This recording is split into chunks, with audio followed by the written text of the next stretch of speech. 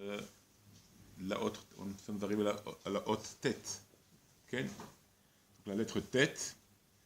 Alors là, c'est la lettre tête est la 9e lettre de l'alphabet, donc. Et le sujet du tête, c'est le lien du tov. Okay. Par définition, le tête, c'est tov. Comme on va bientôt le voir, qu'il y a de tête, si on fait les premières lettres qu'on aperçoit, le premier tête qu'on aperçoit dans la Torah, c'est-à-dire si on compte depuis Bereshit, on voit toutes les lettres, et quand on arrive aux têtes, le premier tête qui apparaît dans la Torah va sur le mot tov. Donc, d'accord, va sur le mot tov.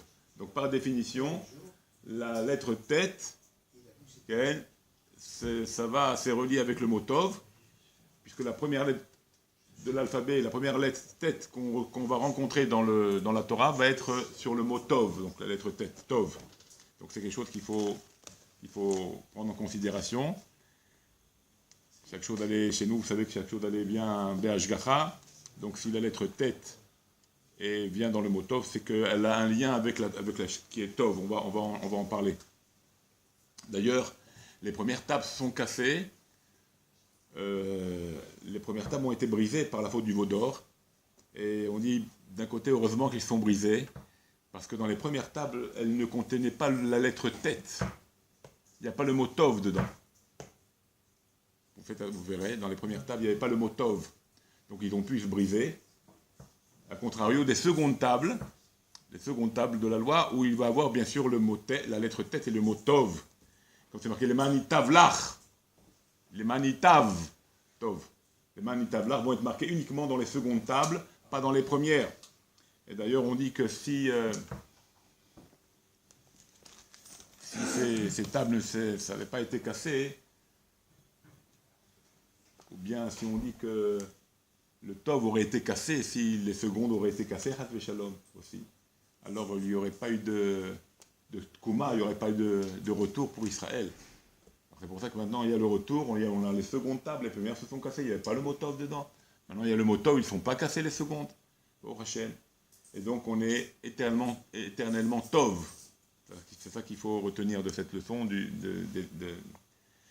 Maintenant, si on voit la composition de la lettre tête, elle peut être écrite par, si vous faites quand vous écrivez la lettre tête en sofroute, dans le script, dans l'écrit du Sefer Torah, vous voyez que le tête est formé par un vav et un zayin. Un vav et un zayin. Okay. Alors si on fait le vav et le zayin, ou bien aussi on peut l'écrire avec un chaf et un zayin. Il y a deux façons d'écrire le tête, c'est ou vav et zayin, okay, ou traf un peu plus arrondi, ou chav et zayin. De toutes les façons, si c'est vav et zayin, ça fait en valeur numérique, ça fait 13. Okay. Ça relate le sujet de tov, du bien. C'est quoi 13? C'est echad, c'est ahava, c'est l'amour. D'accord? Donc, le sujet de tov, il est toujours dedans, le sujet de l'amour, il est toujours dedans.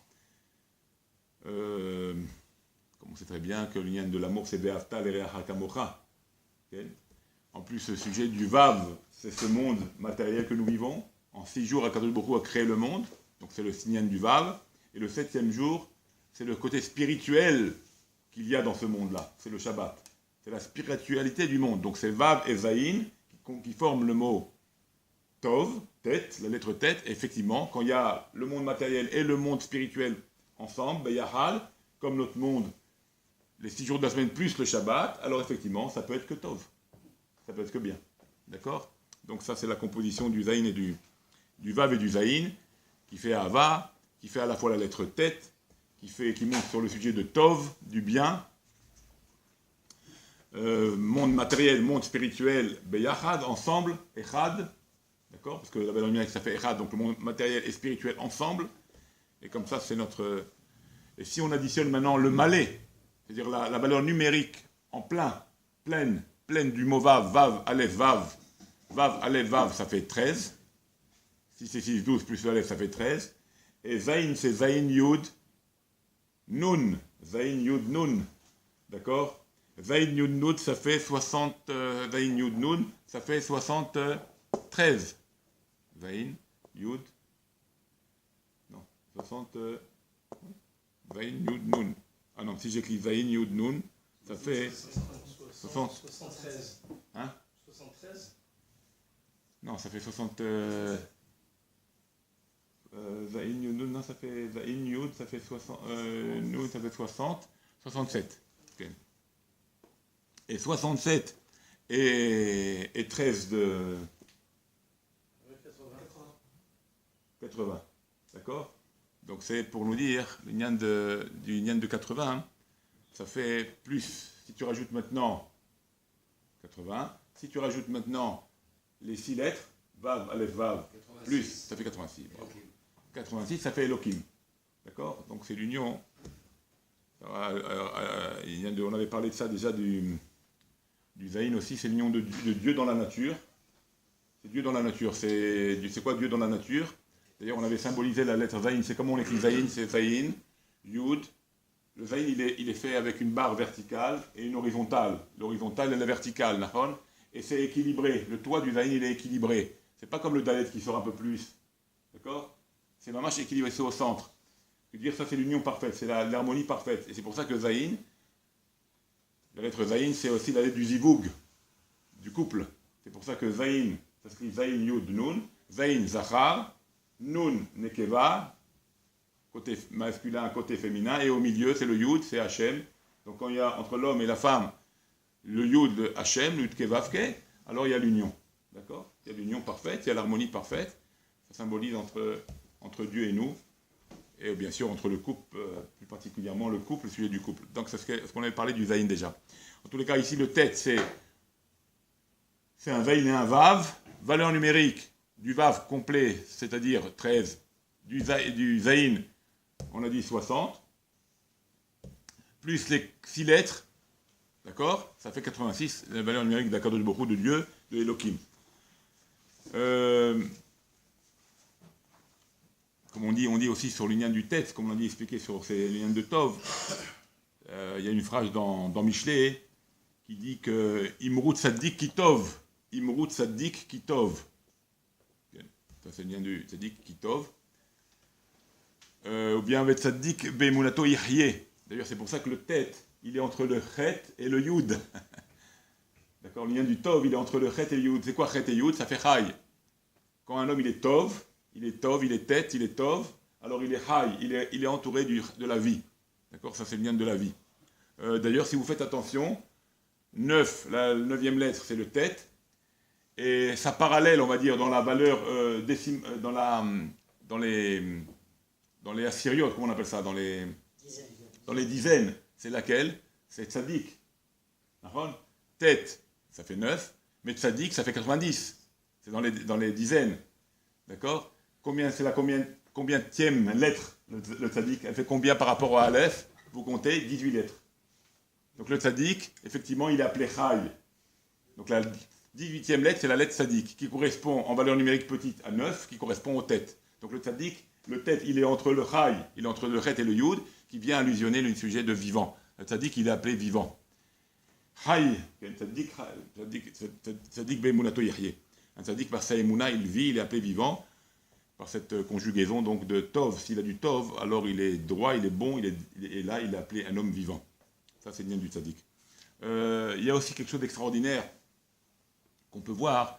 Il y a une Mishnah, si vous faites attention dans Pirkei Avot, au Perek Bet, le 2e Perek, là-bas il y a, où Rabbi nous dit, Rabbi Yochanan il me semble, c'est Rabbi Yochanan, où il nous dit là-bas qu'il dit à ses élèves, si vous vous rappelez cette Rabbi Yochanan ben Zakkai, il dit à ses élèves là-bas,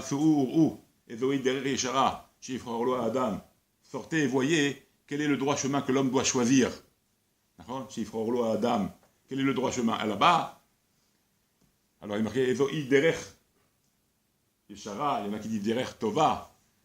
En tous les cas, ce qui est extraordinaire, c'est que tous les élèves, regardez, on va faire après on va relier ça avec le sujet de Tov. Tous les élèves, il y a Rabbi Yoshua, dans la réponse, il y a Rabbi Yoshua, alors il va dire quel est le chemin que l'homme doit choisir, quel est le bon chemin que l'homme doit choisir.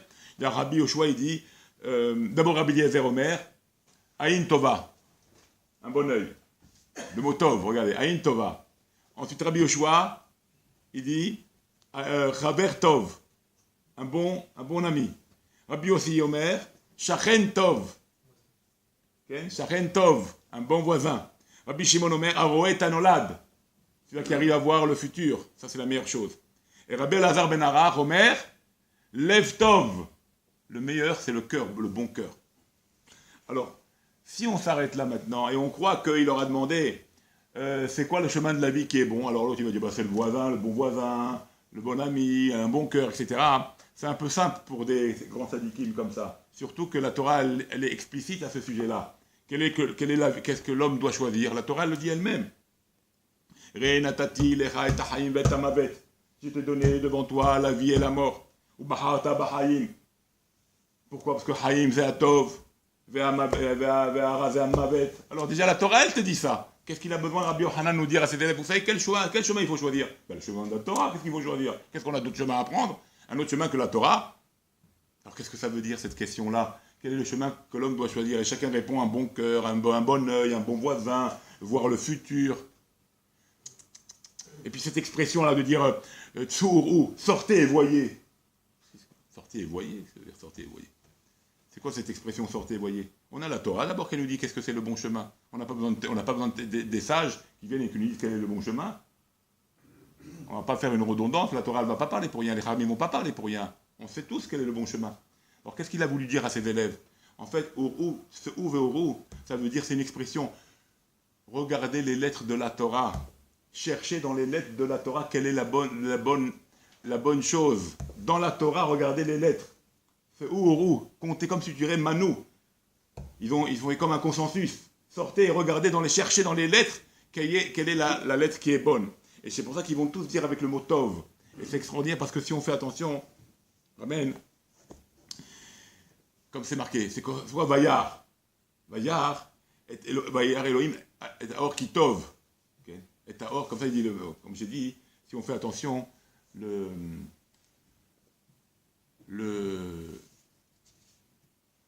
32e mot. On va voir, j'arrive au 32, avant de m'engager sur ça. Alors si on fait attention à cette Mishnah-là, Rabbi Eliezer, quand il a dit Rabbi Eliezer, Aïn Roa, un œil, Aïn Tov, Aïn Tova, Aïn Tov. Ça va sur quoi Aïn Tov? C'est sur le verset Vayar Elohim et Taor Kitov. Vayar, sortez et regardez. Rabbi Eliezer il répond, il dit, mon maître il a dit sortez et regardez, alors il faut que je vois la lumière de la Torah. Où est la lumière dans la Torah? C'est Vayar Elohim et Taor Kitov. Donc c'est pour ça qu'il a dit le Aïn Tov. Parce qu'on voit, c'est la lumière, le Tov de la lumière de Dieu qui est cette lumière qui est Ganouz, cette lumière qui est cachée dans la Torah, qu'on a récupérée à Hanouka, on en avait parlé également. Donc ça c'est Rabbi Eliezer. Pourquoi il a dit Aïn Roa, Aïn Tova? Parce qu'il lui a dit dites-moi, regardez dans la Torah. Ah, Vayar Elohim et Taor Kitov. Voilà voilà la bonne chose. Après, Rabbi Yoshua, qu'est-ce qu'il a dit Rabbi Yoshua? Rabbi Yoshua, lui, il a dit, qu'est-ce qu'il avait dit Rabbi Yoshua? Il avait dit Chaver Tov. En quoi ici il y a Chaver? Chaver, entre l'obscurité, avant que cette lumière soit créée, il y avait l'obscurité et la lumière qui étaient ensemble. Après, il a séparé. Mais au début, ils étaient Chaver. Ils étaient ensemble. Alors il a dit, c'est pour ça qu'il a dit, le mieux ce soit Chaver, que la lumière soit Chaver avec l'obscurité. C'est pour ça qu'il a dit Chaver Tov. Lumière et obscurité ensemble, c'est une création de Dieu aussi. Après, il arrive à Rabbi Yossi. Qu'est-ce qu'il dit Rabbi Yossi? Rabbi Yossi, il dit Shachen Tov. C'est quoi Shachen Tov? Une fois que Dieu il a séparé la lumière de l'obscurité, ils sont devenus voisins. Ils sont plus ensemble, ils sont plus Chaver. Ils sont voisins. Un il est là et un il est là. Ça va sur tout ça va sur la lumière. Ça, Maintenant, ils sont des voisins Tov, ils sont des bons voisins. La lumière et l'obscurité, ce que Dieu a créé. Après, il a dit, c'était Rabbi Shimon, qu'est-ce qu'il a dit? Roet Anolad. C'est quoi Roet Anolad? Roet Anolad, à quoi servait cette lumière après? La tid lavo pour le temps futur, que la lumière, il va nous la redonner. D'ailleurs, il nous la redonne pour Hanouka, pour les temps futurs où Dieu va dévoiler cette lumière-là, qui a servi pendant 36 heures, au moment de la création. C'est ça, Roetanolad. Ça veut dire, Rabbi Shimon, il voit le futur, que cette lumière-là, elle va servir dans les temps futurs, comme Mashiach sera là. Tout est allusionné avec cette lumière-là qui est Tov. Et Rabbi Lazar ben Harar, qu'est-ce qu'il a dit, lui? Il a dit Lev Tov. Pourquoi Lev Tov? Pourquoi Lev Tov? En quoi lumière et obscurité Lev Tov? Quel rapport ici? Il dit non. Tout simplement, il a dit mon maître, il faut sortir et voyer. Sortez et voyez, il a dit mon maître, ce qui se passe dehors, mais ça va en fait sur la Torah, pas sur le dehors. Et c'est quoi sortez et voyez? Ça peut comme compter et voyez. J'ai compté le nombre de mots. Tu comptes le nombre de mots, tu arrives au 32e mot, tu arrives à quel mot? Hein? Tu arrives au mot Tov. Et le 32 c'est quoi? 32 c'est quoi? C'est Lamed Bet, c'est Lev. C'est pour ça qu'il a dit Lev Tov. C'est ça. Et c'est pour ça qu'il termine que ces paroles incluent vos paroles. Parce que c'est le dernier mot, le mot Tov, il termine le pasouk. Donc toutes vos paroles qui viennent allusionner sur la lumière, la conjugaison de la lumière, la séparation de la lumière, le Lev Tov, il vient à la fin, il prend sur tout ce que vous avez dit, vous, avant, vous les Chachamim. C'est ça ce qu'il veut dire ici, Rabbi Yochanan. C'est un peu l'idée qu'on pourrait faire passer de cette Mishnah extraordinaire. Vous voyez, un peu, avec ça va sur les mots lumière et les mots or et le mot Tov, bien sûr. Et donc c'est pour ça qu'il a dit la Torah. Il a compté 32 mots, puisqu'il dit Lev Tov, 32 mots, c'est le dernier mot, c'est Tov. Et ce Tov-là, ça fait le mot, ça fait Tov, le 32e mot, et le mot 30, la chiffre 32, si je le mets en lettres, ça fait Lamed Bet, ça fait Lev. Donc le Lev Tov, ça c'est l'idéal. Et ça inclut toutes les paroles des sages précédents, ça inclut dans ce Lev Tov, c'est-à-dire dans ce dernier mot qui vient conclure tout le passouk de la création de cette lumière que Dieu a mis de côté. Là, on pourrait dire ça comme ça. Autre chose aussi, on peut voir, j'avais ramené, aussi on avait vu, que le chiffre 9, c'est la table de la vérité, comme on appelle ça, tout ce que vous multipliez par 9, c'est toujours 9, la preuve de vérité. Tout ce que vous multipliez par 9 sera toujours 9.